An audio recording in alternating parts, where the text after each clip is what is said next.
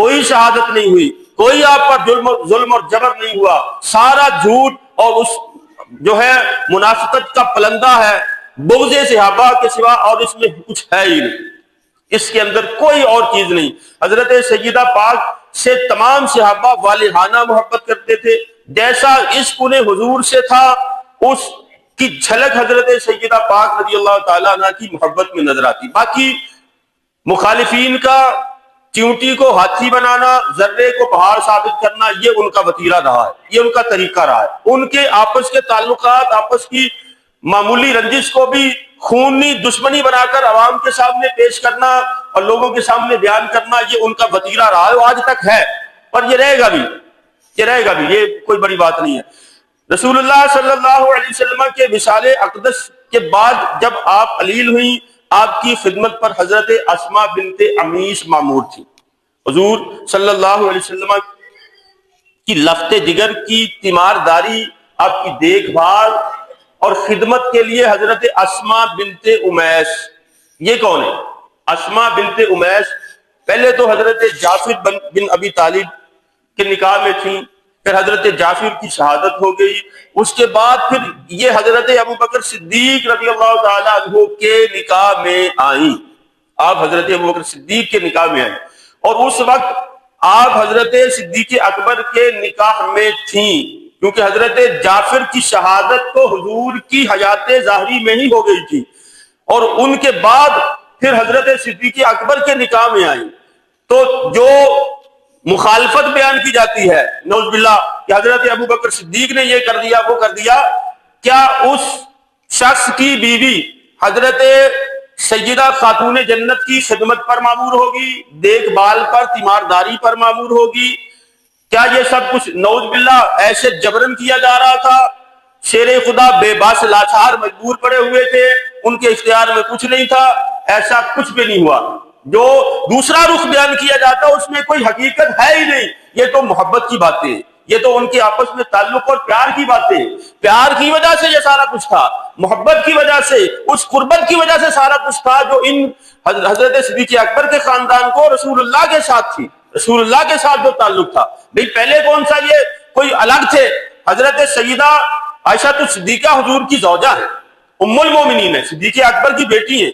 آپس میں اتنا گہرا تعلق، اتنی گہری رشتہ داری ہے۔ حضور روزانہ حضرت صدیق اکبر کے گھر تشریف لے جاتے ہیں، روزانہ ان سے ملاقات ہوتی ہے، روز آتے ہیں، اور اس روایت کو حضرت عائشہ تو صدیقہ نے بیان کیا کہ کوئی دن ایسا نہیں گزرتا تھا جس دن حضور ہمارے گھر تشریف نہ لاتے۔ پھر حضرت سیدہ پاک کا حضرت عائشہ تو صدیقہ کا نکاح حضور سے ہوا، آپ ام المومنین بنی۔ لیکن اس وقت جب حضرت سیدہ پاک کی طبیعت اب سک رہنے لگی، آپ علی لینے لگی، تو آپ کی خدمت پر حضرت اسماء بنت امیس زوجہ ابو بکر صدیق معمور تھی، اور آپ ہی کو آپ نے وصیت کی کہ آپ کے سوا مجھے اور کوئی غسل نہ دے، مجھے غسل بھی آپ ہی دے۔ غسل کے لیے بھی انہی کو منتخب کیا، اور ساتھ میں حضرت علی کے لیے وصیت کی کہ علی پانی دیں گے، آپ مجھے غسل دیں گی، کوئی اور غسل دینے کے لیے نہ آئے۔ آپ کے پردے کا اہتمام بھی حضرت اسماء بنت امیس نے کیا۔ آپ فکر مند، آپ کو دیکھا تو حضرت سیدہ پاک سے انہوں نے عرض کی کہ آپ فکر مند ہیں، کہا ہاں میں فکر مند ہوں اس بات پر کہ جب ہمارے یہاں چارپائی پر میت کو رکھ کر لے جایا جاتا ہے تو اگرچہ کفن سے جسم اور چہرہ تو ڈھانپ دیتے ہیں، لیکن قد و قامت تو نظر آتی ہے، قد کاٹ تو نظر آتا ہے، مجھے فکر ہے کہ یہ بھی نظر نہ آئے۔ آپ نے حضرت اسماء بنت امیس نے کہا کہ میں نے جب حبشہ گئی تھی ہجرت کر کے، وہاں ایک چیز دیکھی تھی، وہاں کے لوگ چارپائی پر کچھ لچکدار ٹہنیاں وغیرہ ڈال کر نا دونوں طرف باندھ دیتے ہیں، اور پھر اس پہ کپڑا ڈال دیتے ہیں جس سے اندر پاؤں کا پتہ نہیں چلتا۔ آپ بڑی خوش ہوئی، آپ نے کہا چلو بنا کے دکھاؤ، بنائی تو بنا کے اوپر کپڑا ڈال دیا، آپ بہت خوش ہوئی، اتنی خوش حضرت اسماء بنت امیس کہتی ہیں حضور کے وصال کے بعد آپ آج خوش ہوئی ہیں، اتنا آج خوشی، اس سے پہلے آپ خوش نہیں ہوئی، رنجیدہ ہی نہیں، ہمیشہ حضور کی جدائی میں غمزدہ ہی رہی۔ آپ بہت خوشی، فرمایا بس مجھے اسی میں اٹھایا جائے، اسی چارپائی ایسی تیار کی جائے، مجھے اسی کے اندر رکھ کر دفنایا جائے۔ اور رات کے وقت آپ کے جنازے کو لے کر چلنا سیدہ پاک کی وصیت تھی۔ آپ نے وصیت کی کہ میرا انتقال ہو تو میری نعش کو، میری میت کو رات کے وقت لے کر نکلا جائے، اندھیرے میں نکلا جائے، لوگوں کے جمع ہونے کا انتظار نہ کیا جائے، بلکہ میری تدفین فوراً عمل میں لائی جائے۔ یہ ساری آپ کی وصیتیں، اور اس کو لوگوں نے پتہ نہیں کیسے کیسے ڈراموں کے انداز میں ڈھال کے اور کیا کا کچھ بنا دیا۔ حضرت سیدہ پاک کو میرے، آپ کے یا کسی کے بھی نماز جنازہ میں شرکت کرنے کی کوئی حاجت تھی؟ کیا ان کو نعوذ باللہ کسی کی دعاؤں کی حاجت تھی؟ یا آج ہے کسی کی حاجت نہیں تھی؟ اگر کوئی ان کے نماز جنازہ میں شریک ہوا، کم ہوئے زیادہ ہوئے، اس سے حضرت سیدہ پاک کی عظمت پر کیا حرف آیا؟ کوئی فرق آیا؟ نہیں آیا، جبکہ حقائق بھی وہ نہیں ہے جو بیان کیے جاتے۔ ہمارے پاس جو روایات پہنچی ہیں ان روایات کے تحت حضرت سیدہ پاک رضی اللہ تعالی عنہا کی نماز جنازہ خود حضرت صدیق اکبر نے پڑھائی ہے، حضرت صدیق اکبر نے پڑھائی ہے، نماز جنازہ میں شرکت بھی کی ہے۔ حضرت علی المرتضیٰ نے آپ سے یہ کہا ہے کہ آپ نماز جنازہ پڑھائیں، جبکہ حضرت صدیق اکبر نے حضرت علی سے کہا علی تم بہت قریبی ہو، آپ کی زوجہ ہے، آپ کا حق ہے، آپ نماز جنازہ پڑھائیں۔ تو حضرت صدیق اکبر رضی اللہ تعالیٰ عنہ کے اس کہنے پر حضرت علی نے کہا کہ آپ خلیفۃ الرسول ہیں، آپ امیر المومنین ہیں، امیر المومنین اور خلیفۃ الرسول سے میں مقدم نہیں ہو سکتا، اگرچہ میری قربت ان سے زیادہ ہے لیکن حق آپ کا زیادہ ہے، آپ نماز جنازہ پڑھائیں۔ حضرت صدیق اکبر نے حضرت سیدہ پاک کی نماز جنازہ ادا کی ہے، امامت کی ہے، حضرت علی ان کو آگے کر رہے ہیں، اور یہاں ڈرامے اور کر دیے۔ 40 قبریں بنائی گئی جی حضرت فاطمہ کی، نہیں سنی تو سن لیں آج آپ بھی یہ بات کہ حضرت سیدہ پاک کی 40 قبریں حضرت علی نے بنائی، اس لیے کہ یہ ڈر تھا کہ جناب کہیں لاش کو قبر سے نکال کر لاش کی بے حرمتی نہ کی جائے۔ اور یہ الزام کس پہ عائد کیا جا رہا ہے؟ ابو بکر صدیق پر، عثمان غنی پر، فاروق اعظم پر، ان عشرہ مبشرہ کے صحابہ پر۔ قرآن جن کی عظمتوں کے چرچے بیان کر رہا ہے، اور تم بھی تو لاؤ نا، کوئی تمہارے پاس کوئی ایسی روایت، کوئی ایسی بات ہے، کوئی ایسی حق کی کتاب ہے تو لاؤ پیش کرو، کوئی ایسا حق کا قول ہے تو لاؤ پیش کرو، ہم سنیں گے، اگر قابل قبول ہوا تو ہم قبول بھی کریں گے، لیکن ہمارے پاس تو دلائل ہیں، ہمارے پاس تو اللہ کا وہ محفوظ اور اعلیٰ کلام موجود ہے، قرآن کریم موجود ہے جو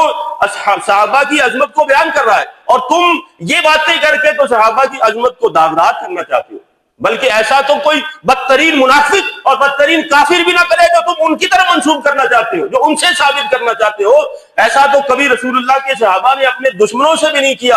ابو جہل کی لاش کے ساتھ ایسا بھی نہیں کیا گیا، ابو لہب کی لاش کے ساتھ بھی ایسا نہیں کیا گیا، بڑے بڑے منافقین مرے ہیں ان کی لاشوں کا بھی مسئلہ نہیں کیا گیا، ان کے بھی ناک کان نہیں کاٹے گئے، ہاتھ پیر نہیں کاٹے گئے، دفن ہونے کے بعد ان کی لاشوں کے ساتھ کچھ نہیں کیا گیا، ان کی لاشوں کو نکالا نہیں گیا، جلایا نہیں گیا، ان پر کوئی اور تشدد نہیں کیا گیا، جب مری گیا تو اب اس پہ کیا اور کچھ کرنا، کچھ ایسا نہیں کیا گیا۔ اور تم نعوذ باللہ ان پاک ہستیوں کے بارے میں یہ الزام رکھتے ہو کہ سیدہ پاک کے ساتھ وہ بعد دفن ایسا کریں گے، اس لیے حضرت علی نے 40 قبریں بنائی تاکہ قبر چھپ جائے۔ اچھا اگر 40 قبریں بنا لی، جس نے نکالنا ہو 40 کا 40 100 بھی بنا لیتے، وہ نکالنے والے کیا نکال نہیں سکتے تھے؟ اگر ایسا ہی تھا تو کیا 40 قبریں بنانے سے قبر چھپ جاتی ہے؟ 40 قبروں میں قبر پہچان نہیں ہوتی کہ کون کس کی قبر ہے؟ 40 قبریں جو بنائی گئیں، 40 قبریں، کیا ان قبروں بناتے وقت کوئی بندہ ادھر کھڑا ہو کے چیک نہیں کر سکتا، دیکھ نہیں سکتا، جاسوسی نہیں کر سکتا کہ حضرت سیدہ پاک کو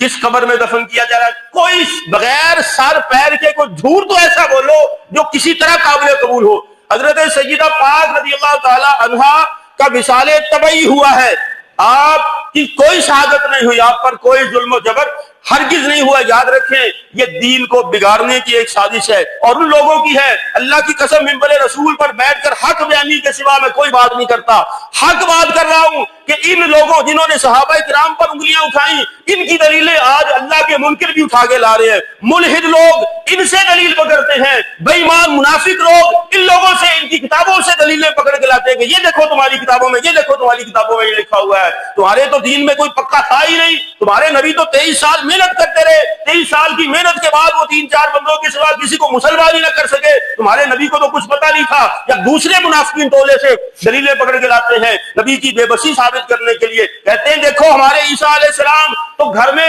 کیا پکا ہے وہ بھی بتا دیتے تھے، اور یہ تمہاری کتاب میں لکھا ہے، تمہارے نبی کو تو دیوار کے پیچھے کا علم نہیں تھا۔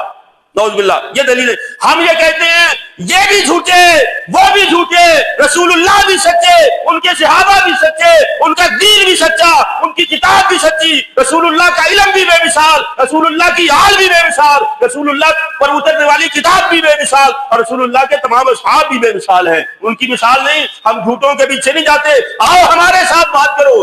آؤ ہمارے ساتھ بات کرو، ہم تمہیں بتائیں گے کہ رسول اللہ کی عظمت کیا ہے، دین کی عظمت کیا ہے، قرآن کی عظمت کیا ہے، حضور کی آل و اصحاب کی عظمت کیا ہے، ہم تمہیں بتائیں گے۔ ہم منافقین کی باتیں دلیل میں ہرگز سنتے نہیں اور نہ سننا پسند کرتے ہیں، لیکن مخالفین لاتے